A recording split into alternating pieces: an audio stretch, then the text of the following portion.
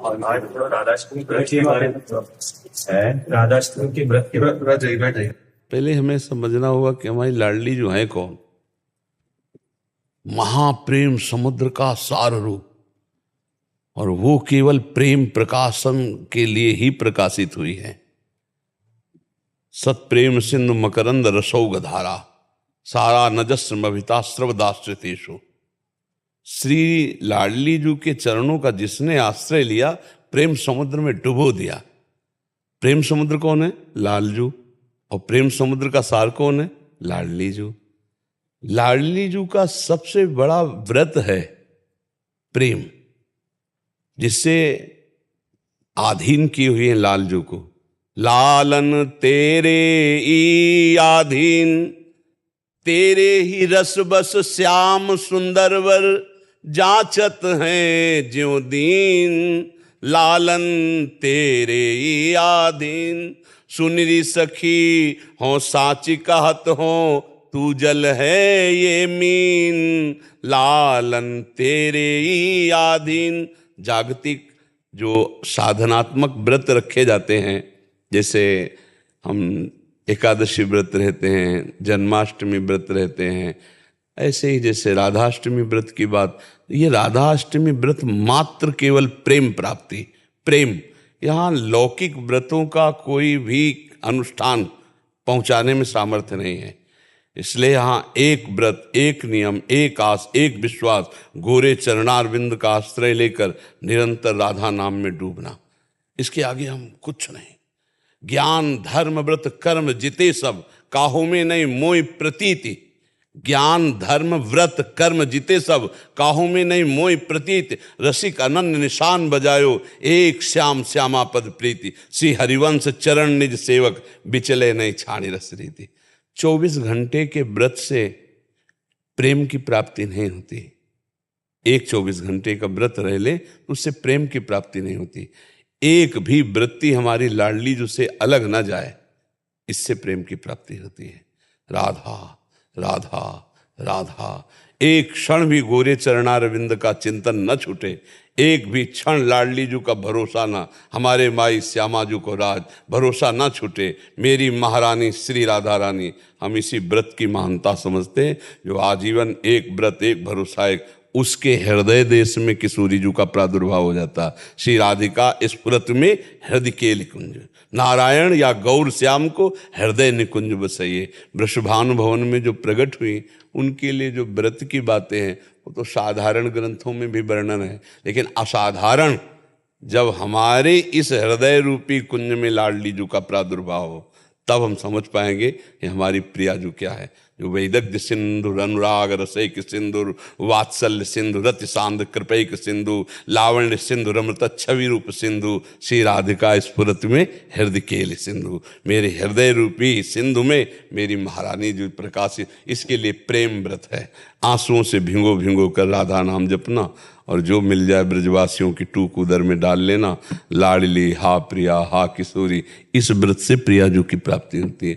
और लौकिक व्रतों में तो प्यारे जू के जन्म के उत्सव मनाते ही हैं, उनको प्राय सब जानते ही हैं। व्रत जो है अनन्य व्रत रखकर उनके चरणारविंद में, और पूरे जीवन की एक एक वृत्ति, एक एक श्वास, एक एक मिनट उनके चरणों में समर्पित कर देना, इसी से प्यारे जू की प्राप्ति होती है। अब जैसे कोई जन्माष्टमी में ऐसे रहते हैं, भूखे रहे 12 बजे, और 12 बजे के बाद इतने पकवान, इतनी वस्तुएं पाले, बोले हमारा व्रत हो गया। हम इन व्रतों का कोई खास महत्व नहीं रखते हैं। थोड़ी सी भूख रखे तो भोजन की चिंतन वृत्ति रही, बाद में भोजन पा लिया, और मान लिया श्री कृष्ण का हम व्रत रह गए, जन्माष्टमी या राधाष्टमी का हम व्रत रह गए। नहीं, व्रत तो ये है कि वो तड़पन, वो भूख, वो प्यास प्रतिपल बढ़ती जाए प्यारे जू के दर्शन की, प्यारे जू के मिलन की, और हम अपने देह भाव का विस्मरण करके उनकी किंकिरी मंजरी सहचरी दासी बनकर उनकी सेवा में, ये हमें व्रत समझ में आया है। 8 पहर उनके चिंतन में डूबना। और व्रतों में जो श्री जी के व्रतों में तो साधारण व्रतों का तो सबको ही जानता है कि भाई दूध फल आदि का आहार करके, और हम लाडली लाल के लिए एक दिन रहे, इसका हमें कोई खास महत्व नहीं। एक रोटी ब्रजवासी की खा लो और पूरे दिन रोते हुए किसी कुंज में बैठ के राधा राधा जपो, इससे बड़ा कोई व्रत नहीं। हमारी जो पकड़ आई है हमारी जो पकड़ आई है कि कूटू का पूड़ी, सिंघाड़ा का हलवा, ये हमारी श्री जी के प्रसन्नता के हेतु तो नहीं होंगे। श्री जी की प्रसन्नता के हेतु होगा जब हमारे आंसू बहते रहें और श्यामा हा प्यारी हा लाडली, जैसे भवन में आप वृषभानु की प्रकाशित हुई, ऐसे मेरे हृदय रूपी भवन में प्रकाशित हो। महारानी अब जिया नहीं जा रहा आपके बिना। हमें कुछ ऐसा लगता है कि इसी व्रत से जीव का परम कल्याण होता है। शारीरिक, मानसिक और स्वाभाविक हमारी एक एक प्रवृत्ति श्यामा श्याम में चली जाए, यही सब शास्त्र का स्वाध्याय, सब साधना, सब व्रतों का फल है। अगर ये फल ना आया तो सो सब धर्म कर्म जरि जाओ, जोग कुजोग ज्ञान अज्ञानु, जाने राम प्रेम परधानु।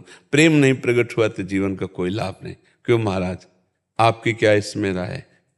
रहते हैं जैसे घर वाले तो पूछ रहे थे जी, तो इसलिए हाँ, इसमें खास बात यह है कि प्रातःकालीन बेला में तो कुछ ना लेना चाहिए, क्योंकि महारानी जी प्रकट होती हैं और प्रकट होने के बाद महारानी जी का अभिषेक होने के बाद उनका चरणामृत लेने के बाद फिर कोई और नियम धारण करने की जरूरत नहीं।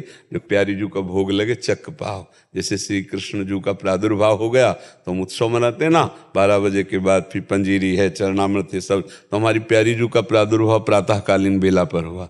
4 बजे जब यमुना जी गए तो वहीं से एक नील कमल मिला और उस कमल को एक दिव्य आकर्षण, एक दिव्य बेशुद्ध होते हुए वृषभानु जी आए और कीर्तिजा की गोद में जे हुई तो माता कीर्तिजा को ऐसा लगा मेरे गर्भ से कन्या प्रकट हुई, जबकि वो लाडली जू उसी नील कमल से प्रकाशित हुई, स्वर्ण कांति एकदम। और गोद में लाडली जू का प्रादुर्भाव गर्भ से नहीं होता है, जैसे लालजू का प्रादुर्भाव गर्भ से नहीं होता। वो भय प्रगट कृपाला, वो प्रकट होते हैं, सामने प्रकट होते हैं, पर आभास यही होता है कि मेरे गर्भ से प्रकट हुए। उनकी योग माया का ऐसा प्रभाव होता है, ऐसा आभास होता है। तो लाडली जी जब प्रकट हो गई तो अब तो उत्सव मनाना है ना। हाँ, तो जो लाडली जी को भोग लगे वो पावे, खूब राधा राधा उस दिन जपे, श्री जी के गुणगान करे, श्री जी के चिंतन में रहे। सबसे बड़ा व्रत होता है अंदर का चिंतन। बाहरी खान पान से श्री जी प्रसन्न नहीं होते, आप सच्ची मान। कितने ऐसे पशु पक्षी हैं जो केवल फल आहार करते हैं, कितने पक्षी ऐसे, क्या उनको भगवत प्राप्ति हो जाती है? कितने ऐसे जीव हैं जो जल में रहते हैं, जल आहार करते हैं केवल, क्या उनको भगवत प्राप्ति हो जाती है? कितने ऐसे आजीवन उनके सामर्थ्य नहीं संभोग की, तो वो क्या भगवत प्राप्त हो जाते हैं?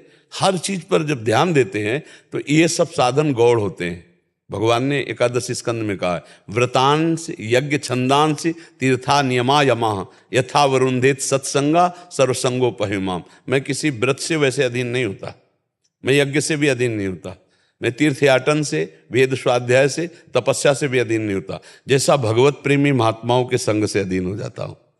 क्योंकि भगवत प्रेमी महात्माओं के संग से सीधे प्रेम, चित्त की वृत्ति का अबाध होकर प्रभु में लग जाना, यही भगवत प्रेमी महात्मा के संग का फल है। तो सब व्रत, सब नियम, सब तप एक फल है, हमारा चिंतन लाडली जी। उस दिन तो कम से कम लाडली जी का ही कीर्तन, लाडली जी का ही चिंतन चले तो वो व्रत हुआ। अब जैसे नाना प्रकार की फलाहार की सामग्री बनाकर और उसको पाना, उसे व्रत नहीं कहते। जैसे एकादशी व्रत है ना, तो उसमें 24 घंटे ऐसे रहना चाहिए। एक बार जल और थोड़ा सा कुछ ले ले फल, नहीं तो जल से काम चला ले, मर थोड़ी जाएगा एक दिन में। तो ऐसे भगवत आराधना के व्रत किए जाते हैं जब भगवान प्रकट होते हैं, चाहे कृष्ण जन्माष्टमी हो चाहे राधाष्टमी हो। पर जब भोग लग जाए फिर उसमें ये ना देखे कि क्या भोग लगा है, फिर प्रसाद पावे, खूब कीर्तन करे, खूब गुणगान करे। क्योंकि हमारी प्यारी जू का तो प्रातःकाल ही प्रादुर्भाव हो जाता है।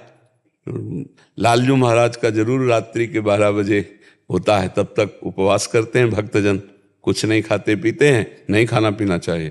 और फिर जब प्रकट हो गए तो फिर उनका अभिषेक, चरणामृत, पंजीरी जो प्रसाद मिले उसे पाके फिर कीर्तन करना चाहिए, रात्रि भर जगना चाहिए। तो हमारी श्री जी तो प्रातःकाल सुकुमार तत्व है ना, तो ब्रह्म मुहूर्त बेला पर प्रकट हुई। तो बस उस समय कौन खाता पीता है, उस समय प्रायः कोई नहीं खाता पीता। फिर इसके बाद जब अभिषेक हो जाए तो फिर चरणामृत लेके फिर लाडली का भोग लगावे आनंद से। और अगर ऐसा विधान करे कि भाई आज हमें नहीं पाना है, तो फिर चरणामृत पी के ही रह जाए, दूसरे दिन फिर भोग लगा के पावे, ऐसा भाव कर ले।